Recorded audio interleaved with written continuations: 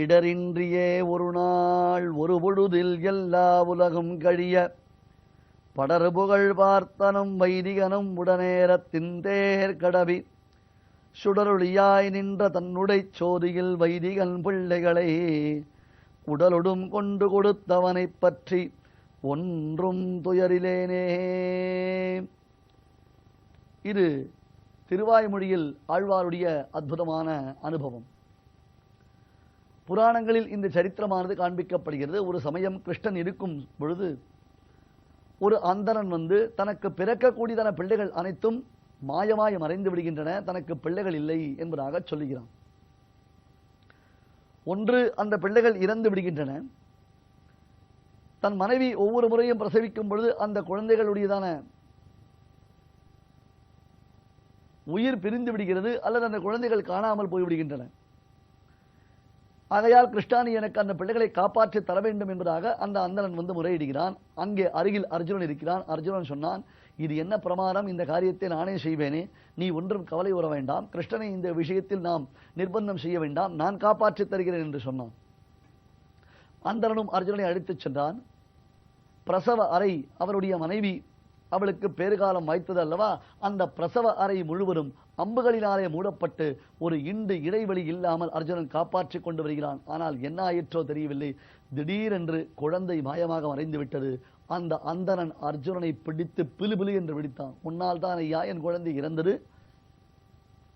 மாயமாகிவிட்டது, கண்ணன் வந்து காப்பாற்றுகிறேன் என்று சொன்னான், உன்னை யார் இதில் வலிவில் வரச் சொல்வது என்றுதான் கேட்க, கடைசியில் அர்ஜுனன் கண்ணனிடத்தில் வந்து பிரார்த்தித்தான். கண்ணன் அர்ஜுனனை தேரில் ஏற்றிக்கொண்டு இடரின்றியே ஒரு நாள் பொழுதில் எல்லா உலகும் கழிய படர் புகழ் பார்த்தனும் வைதிகனும் உடனேரத்தின் தேர் கடவி அவர்களை அழைத்துக் கொண்டு பெருமான் வைகுண்டத்திற்கு சென்றான். வைகுண்டலோகத்திற்கு பெருமான் அவர்களை அழைத்துச் சென்றான். என்ன நடந்தது என்றால், கிருஷ்ணாவதாரத்தில் பெருமாள் பூமியிலேயே தங்கிவிட்டான். வைகுண்டத்தை அவன் மறந்துவிட்டான். வைகுண்டத்திற்கு பெருமாளை வரவழைக்க வேண்டும் என்னும் காரணத்தினாலே அங்கு இருக்கக்கூடிய ஸ்ரீதேவி பூமிதேவி முதலானவர்கள் சேர்ந்து கொண்டு இந்த வைதிகன் பிள்ளைகளை எல்லாம் வைகுண்டலோகத்தில் வைத்து வளர்த்து வருகிறார்கள். அந்த குழந்தைகள் பரம சௌக்கியமாக வைகுண்டலோகத்தில் வளர்ந்து கொண்டு வருகிறார்கள். அங்கிருந்து அந்த பிள்ளைகளை எப்படி பிறந்தார்களோ, எந்த ரூபத்தில் இருந்தார்களோ அதே போன்று அந்த பிள்ளைகளை பெற்று அவர்களை அடைந்து கிருஷ்ணன் அர்ஜுனனிடமும் அந்த வைதிகனிடத்தில் கொடுத்தான். ஆகையால் என்ன தெரிகிறது, கிருஷ்ணன் வைகுண்டத்திற்கே சென்று பாலாம்ச வைகுண்டகான், வைகுண்டலோகத்திற்கு சென்ற பிள்ளைகளையும் மீட்டெடுத்து கொண்டு வந்து கொடுத்தான். என்னப்பனே, இது முடியாதா அவனுக்கு? இங்கே ஆழ்வாருடைய பாசுரம், அந்த பாசுரத்திற்கு நம்முடைய பூர்வாச்சாருடைய வியாக்கியானங்கள் அத்யுதமாகத்தான் அமைந்திருக்கின்றன. விஜசுதான் பாலாம்ச வைகுண்டகான், சாந்திபனி மகர்ஷியின் இறந்த பிள்ளையை உயிர் பிழைக்க வைத்தாய், இந்த பிள்ளையையும் நீ மீட்டெடுத்தாய். கர்ப்பம் சார்ஜுனி சம்பவம் யுதரஹா. அடுத்தது மிக முக்கியமானதொரு நிகழ்ச்சி, விழுகரியோர் குமரன மேவிச்சிறந்தன. ஆம், திரௌண்யஸ்திர விப்ளுஷ்டமிதம் மதங்கம் சந்தான பீஜம் குரு பாண்டவானாம் ஜுகோபகுக்ஷிங்கத ஆத்த சக்ரஹ மாதுஷ்சமேய சரணம் கதாயாக. என்றும் மறந்தறியேன் என் நெஞ்சத்தே வைத்து நின்றும் இருந்தும் நெடுமாலை என்றும் திருவிருந்த மார்பன் ஸ்ரீதரனுக்காளாய் கருவிருந்த நாள் முதலாக காப்பு. பரீட்சித் அபாண்டவாஸ்திரத்தை பிரயோகித்து அஸ்வத்தாமா இனி பாண்டவ வம்சமே இருக்கக்கூடாது என்பதாக தீர்மானித்தவனாக இறந்த அபிமன்யுவின் மனைவியான உத்தரையானவள் பூரண கர்ப்பவதியாக இருக்கும் பொழுது அந்த கர்ப்பத்தையும் சேர்த்து அழிக்கும்படியான அபாண்டவாஸ்திரத்தை பிரயோகித்தான்.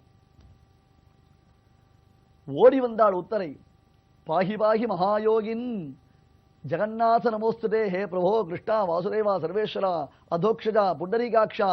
ஓடி வந்து அந்த பெருமானுடைய திருடிவாரத்தில் விழுந்து, கண்ணன் திருடிவாரத்தில் விழுந்து, கிருஷ்ணா பயங்கரமானது ஒரு ஆயுதம் என்னை கொல்வதற்காக வருகிறது, நான் இறந்தாலும் பரவாயில்லை, எப்பொழுது நான் கணவனை இழந்து கைம்பெண்ணானேனோ அப்பொழுதே இறப்பதற்கு நான் தயாராகிவிட்டேன், ஆனால் என் வயிற்றில் வளரக்கூடிய இந்த குழந்தை ரட்சிக்கப்பட வேண்டாமா?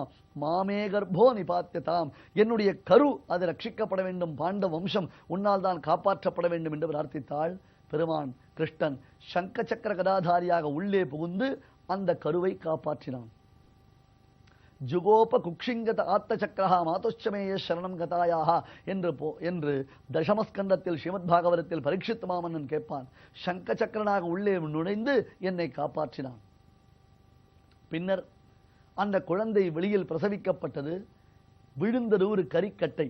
ஆயுதத்தினுடைய பலத்தினாலே அந்த குழந்தை கரிக்கட்டையாகி விட்டது. எல்லோரும் பயந்தார்கள். ஆகாசவாணி சொல்லியது, இந்த குழந்தை பிழைக்க வேண்டும் என்றால் அதற்கு ஒரு உபாயம் செய்ய வேண்டும்.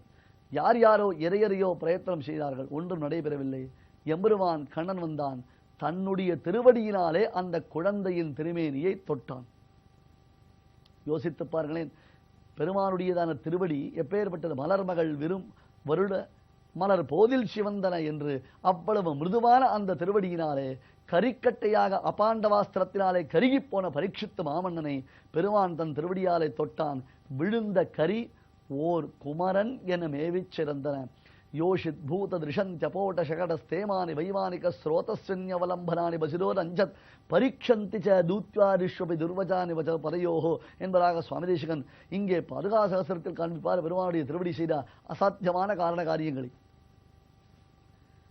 விழுந்த கரி துண்டு, அதை ஒரு குழந்தையாக நீ மாற்றவில்லையா பிரபோ? இதையெல்லாம் செய்து முடிக்கும் வல்லமை உன்னை தவிர்த்து வேறு யாருக்கப்பா உண்டு? இறந்த வானரங்களை உயிர் பிழைக்க வைத்தாய். தவறான தவத்தை செய்த சம்பூகனினாலே இறந்த மற்றொரு குழந்தையை பிழைக்க வைத்தாய். என்றோ பிராபாசத்தில் சென்றதான அந்த குழந்தையை மறுபடியும் மீட்டு கொண்டு வந்து உன் குருநாதருக்கு காணிக்கையாக அளித்தாய். வைகுண்டலோகத்திற்கு சென்ற வைதிகனுடையதான பிள்ளைகளை நீ வைகுண்டத்திற்கு தேரை ஓட்டிச் சென்று அந்த பிள்ளைகளை பெற்றுக் கொண்டு வந்து மறுபடியும் பெற்றோர்களிடத்தில் ஒப்படைத்தாய். விழுந்த கரிக்கட்டையை ஒரு பிள்ளையாக்கி அந்த பிள்ளைக்கு பட்டாபிஷேகம் செய்து வைத்தாய். அவனை பரீட்சித்து மாமன்னன் என்னும் பெருமை பெற்றிருக்கிறானே. இதையெல்லாம் செய்ய முடிந்த உனக்கு என்னையும் என் ஆச்சாரியரையும் ஒன்றாக சேர்ப்பதா பெரும் சாகசம்? இதை உன்னால் செய்ய முடியாதா? கர்ப்பம் சார்ஜுனி சம்பவம் யுததரஹா ஸ்வேனைவ ரூபேனயஹ ஸ்வாபீஷ்டம் மம மத்குரோஷ்ச ததசே நோ கிம்பனாத்ரீஸ்வரஹ ஸ்வாபீஷ்டம் மம மத்குரோஷ்ச ததசே நோ கிம்பனாத்ரீஸ்வர. எனக்கும் என் ஆச்சாரியருக்கும் எது இஷ்டப்பட்டதோ அந்த இஷ்டத்தை நிறைவேற்றி வைத்தருளப்பா என்று அதிமானுஷஸ்தவத்தில் சுந்தரபாகுஸ்தவத்தில் கூறத்தாழ்வான் பிரார்த்திக்கிறார். ஒரு ஸ்லோகம் இல்லை, 4-5 ஸ்லோகங்களில் தனக்கும் தன் ஆச்சாரியருக்கும் சம்பந்தம் மீண்டும் துளிர்க்க வேண்டும். திருவரங்கத்திரு பொலிய வேண்டும். அங்கே திருவரங்கத்திரு வாழ்வதற்காக இங்கே திருமாலிருஞ்சோலை மலை அப்பனிடத்தில் சரணாகதி செய்கிறார். திருவரங்கத்திருவுக்கு ஏற்பட்டிருக்கக்கூடிய ஆபத்து நீங்குவதற்காக இங்கே திருமாலிருஞ்சோலை அழகன் வந்தானே மற்றொரு ரூபத்தில் அங்கே சேவை சாதிப்பவன் இவனேதான் அவன், அவனேதான் இவன். இன்னும் புராணத்தை நன்கு ஆராய்ந்து பார்த்தோம் என்றால் இந்த திருமாலிருஞ்சோலைக்கு ரிஷபாத்ரி என்பதாக ஒரு பெயர் உண்டு. ரிஷபாத்ரி என்றால் திருவேங்கடமாமலைக்குத்தானே பெயர். அந்த திருவேங்கடமாமலையின் ஒரு பகுதித்தான் திருமாலிருஞ்சோலை என்பதையும் புராணங்கள் நமக்கு தெளிவுறுத்தி காண்பிக்கின்றன. ஆகையால் ஸ்வாபீஷ்டம் மம மத்குரோஷ்ச சததம் நோக்கிம் வனாத்ரீஸ்வர. பல அரும்பெரும் சாகசங்களை எல்லாம் செய்து பக்தர்களை எல்லாம் காப்பாற்றிக் கொண்டு பக்தாபீஷ்ட பலப்பிரதனாக அவ்வப்பொழுது அவர்கள் விரும்பும் பலனை எல்லாம் அளிக்கும் பிரபோ சர்வேஸ்வரா, இந்த ஒரு அனுக்கிரகத்தை எனக்கு நீ செய்தருள வேண்டாமா என்று ஆழ்வான் கேட்கிறான். இப்படியே ஆழ்வான் மேலும் மேலும் பல கேள்விகளை கேட்கிறார்.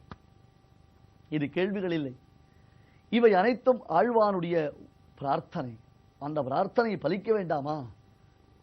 பெருமானிடத்தில் நாம் ஒரு பிரார்த்தனை செய்துவிட்டோம் எனால் சர்வேஸ்வரனான அந்த சிவப்பதியான சிவன் நாராயணன் நம்முடைய பிரார்த்தனைகளை தலை கட்டுவானே. அப்படித்தான் நடைபெற்றது. நடுவில் ஏற்பட்டதான சிறு தடங்களினாலே திருவரங்கத்தில் வசிக்க முடியாமல் சுவாமி ராமானுஜர் மேலக்கோட்டைக்கு எழுந்தொழிவிட்டார். கூரத்தாழ்வானுக்கு கண் பார்வை பறிபோயிற்று, பெரிய நம்பிகள் பரமபரித்து விட்டார். இருந்தாலும் மீண்டும் இன்று வரையிலும் ஸ்ரீமன்ன ஸ்ரீரங்க ஸ்ரீ மனுபத்ரவா மனுதினம் சம்பர்தயா என்று அந்த மகான்களுடைய மங்களாசாசனத்தின் பலத்தினாலே இன்றும் அந்த திருவரங்கத்தில் பொலிந்து கொண்டுதானே வருகிறது. இப்படி ஆழ்வானுடைய துயரத்தின் வெளிப்பாடாக அமைந்திருக்கக்கூடிய இந்த ஸ்லோகத்தின் கருணாரசம் பொங்கும் இந்த ஸ்லோகத்தின் அனுபவ ரசங்களில் நாமும் திளைக்கலாம். இன்னமும் ஒரு சில ஸ்லோகங்களில் ஆழ்வான் தனக்கும் ராமானுஜருக்கும் அந்த சேர்த்தியை மீண்டும் பிணைப்பை விரும்புகிறார். அதன் பின்னர் மறுபடியும் மேலக்கோட்டைக்கு சென்று ராமானுஜரிடத்தில் கூரத்தாழ்வானை குறித்த க்ஷேம சமாச்சாரத்தை நாம் தெரிவிக்கலாம்.